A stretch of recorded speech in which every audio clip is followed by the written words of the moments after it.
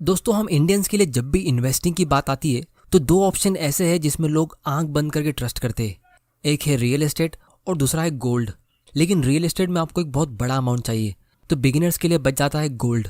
और हमारे पेरेंट्स से भी हमें यही सुनने मिलता है कि गोल्ड सबसे बेस्ट और सबसे सेफ इन्वेस्टमेंट है, क्योंकि सदियों से इसका प्राइस बढ़ता आ रहा है और वो हमें दिख भी रहा है। लेकिन फिर कुछ लोग कहेंगे कि गोल्ड एक अच्छा इन्वेस्टमेंट नहीं है, क्योंकि अब हम म्यूचुअल फंड और स्टॉक्स में इन्वेस्ट कर सकते हैं। फिर कुछ लोग कहेंगे नहीं, स्टॉक्स में तो पैसा डूबने का डर होता है, लेकिन गोल्ड में तो कभी पैसा डूब ही नहीं सकता। तो फिर सच क्या है? क्या गोल्ड सच में एक अच्छा इन्वेस्टमेंट है? बाकी दूसरे इन्वेस्टमेंट्स के मुकाबले जैसे स्टॉक्स और म्यूचुअल फंड के कंपैरिजन में गोल्ड कैसा परफॉर्म करता है, और फ्यूचर में गोल्ड हमें कितना प्रॉफिट दे सकता है? तो दोस्तों, इन सारे सवालों का जवाब आपको इस वीडियो में मिलेगा, और ये जवाब मैं हमेशा की तरह एकदम डिटेल्ड और सिंपल लैंग्वेज में दूंगा। तो अगर आपने ये वीडियो एंड तक देख लिया तो मैं गारंटी के साथ कह सकता हूँ कि आपको इस एक वीडियो से बहुत सारी आई ओपनर चीज़ें सीखने मिलेगी, और इस एक वीडियो से आपकी फाइनेंशियल नॉलेज काफ़ी ज़्यादा इंप्रूव होगी। तो सबसे पहले हम ये समझते कि ये पीले पत्थर के पीछे लोग इतना पागल क्यों है, मतलब ये सोना इतना महंगा क्यों होता है। तो दोस्तों, नो डाउट ये दिखने में बहुत खूबसूरत, चमकदार और एकदम अट्रैक्टिव होता है, लेकिन इसके अलावा और भी दूसरी वजह है जिसकी वजह से गोल्ड का प्राइस इतना बढ़ता है। वो ये है कि गोल्ड एक नॉन पेरिशेबल आइटम है। हम इसको सालों साल या हमेशा के लिए घर पे रख सकते हैं। ना इसे जंग लगता है, ना ये सड़ता है, और ना ही इसका टेस्ट या फंक्शन बदलता है, और ये बहुत ही कम जगह लेता है। और सबसे अच्छी बात यह है कि इसको कोई भी कंट्रोल नहीं कर सकता, ना कोई कंट्री की गवर्नमेंट, ना कोई टेक्नोलॉजी, ना कोई कंपनी का सीईओ। जहां हम नोट्स की बात करें तो गवर्नमेंट रातों रात बहुत सारे नोट्स छाप सकती है, लेकिन ज़्यादा सोना अचानक से कोई ला नहीं सकता। हमें इसे गोल्ड माइन से खोद के निकालना पड़ता है, जो बहुत ही एक्सपेंसिव और रिस्की प्रोसीजर होता है। तो गोल्ड की इन क्वालिटीज़ की वजह से इसका डिमांड कभी अचानक से गिरता नहीं है। मतलब ये बात तो पक्की है कि इसको खरीद के रख लेने से, यानी बाय एंड होल्ड कर लेने से आपका पैसा जीरो तो नहीं होगा, क्योंकि फ्यूचर में कोई ना कोई इसे खरीदने वाला आपको मार्केट में मिलेगा ही। तो इसीलिए अगर आपको कुछ भी आइडिया नहीं है कि आपकी सेविंग्स का आपको क्या करना चाहिए, तो आप गोल्ड ले सकते हो। या फिर अगर आप ऐसे देश में रहते हो जहाँ कोई और इन्वेस्टमेंट ऑप्शन है ही नहीं, तो भी आप गोल्ड खरीद सकते हो। या फिर अगर आपको लगता है कि देश के हालात बिगड़ रहे हैं, कोई रिसेशन या वर्ल्ड वॉर आने वाला है, तो भी आप गोल्ड खरीद सकते हो, क्योंकि दुनिया का सबसे ज़्यादा पैसा स्टॉक मार्केट में इन्वेस्टेड है। तो जब भी मार्केट क्रैश होता है या किसी भी वजह से लोगों के दिल में डर बैठ जाता है, तो लोग स्टॉक्स बेच के गोल्ड खरीद लेते हैं।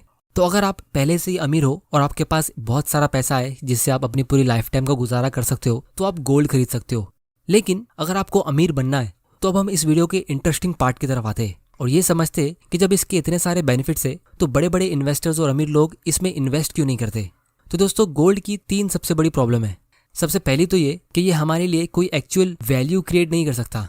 वॉरेन बफे इसको इस तरह एक्सप्लेन करते हैं कि मान लो आपके पास पूरी दुनिया का सारा सोना है, तो फिलहाल इस पूरी दुनिया में $10 ट्रिलियन का गोल्ड है। तो जितना बड़ा एक फुटबॉल का ग्राउंड होता है, आप उसमें सोना भर लो, उतना सोना आपको मिल जाएगा। लेकिन फिर उसके बाद क्या होगा? वो सोना ना आपके लिए कोई इनकम प्रोड्यूस कर सकता है, ना लोगों को जॉब दे सकता है, ना वो देश के लोगों की लाइफ को इम्प्रूव कर सकता है, और ना ही कोई देश में डेवलपमेंट ला सकता है। वो गोल्ड बस आपको ऐसे ही देखता रहेगा।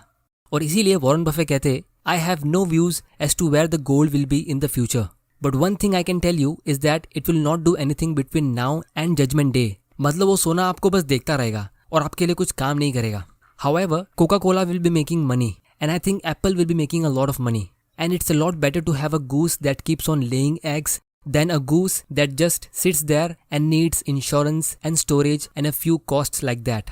जिसका मतलब ये है कि अगर आपको अपने खर्चे के लिए पैसा चाहिए, तो आपको सोना बेचना पड़ेगा, उसका एक हिस्सा सेल करना पड़ेगा।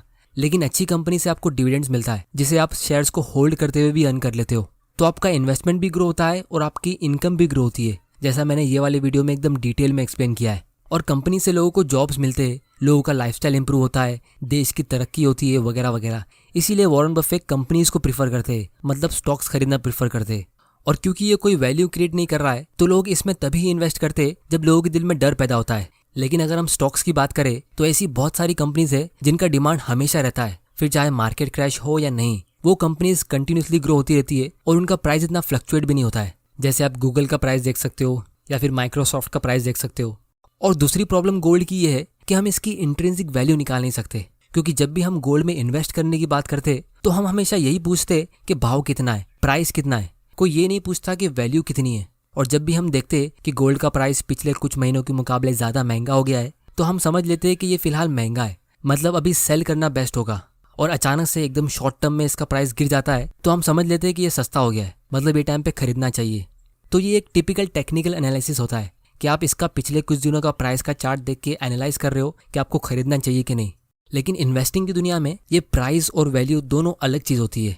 इसीलिए जो वैल्यू इन्वेस्टर्स होते हैं वो गोल्ड में इन्वेस्ट नहीं करते, क्योंकि वो इसका इंट्रिंसिक वैल्यू निकालेंगे तो निकाले कैसे। जिस तरह बॉन्ड से आपको इंटरेस्ट मिलता है, स्टॉक से आपको डिविडेंड या कैश फ्लो मिलता है और रियल एस्टेट से आपको रेंट मिलता है, जिससे हम उस इन्वेस्टमेंट की इंट्रिंसिक वैल्यू निकाल सकते हैं। लेकिन गोल्ड में ऐसा कुछ भी नहीं है।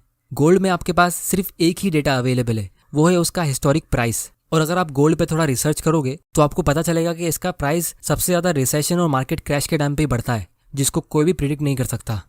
और तीसरी सबसे बड़ी प्रॉब्लम ये है कि ये उतना ज़्यादा रेट से ग्रो हो ही नहीं सकता, क्योंकि अगर आप इंडिया का पिछले 40 साल का डेटा चेक करोगे तो आपको पता चलेगा कि गोल्ड सिर्फ 8 से 10% के रेट से ग्रो हुआ है, जैसा कि आप यहाँ पे देख सकते हो। और पिछले 1 साल में कोरोना वायरस की वजह से गोल्ड का जो प्राइस इंक्रीज हुआ है, हमने वो भी इस डेटा में काउंट किया है।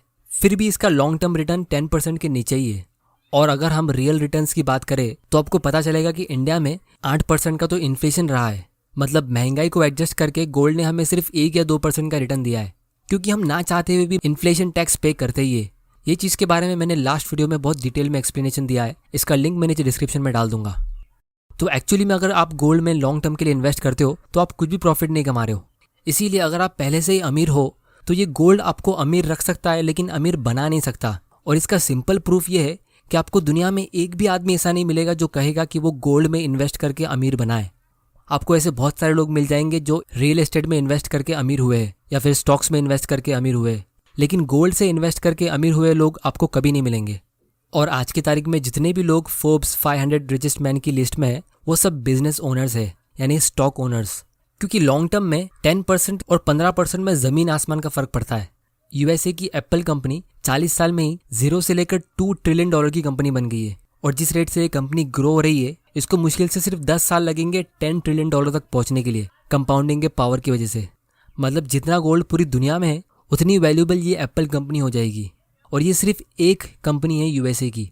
आप इमेजिन कर सकते हो यूएसए में और ऐसे कितनी सारी कंपनीज है जो कंपाउंडिंग के रेट से कितना स्पीड में ग्रो हो रही है।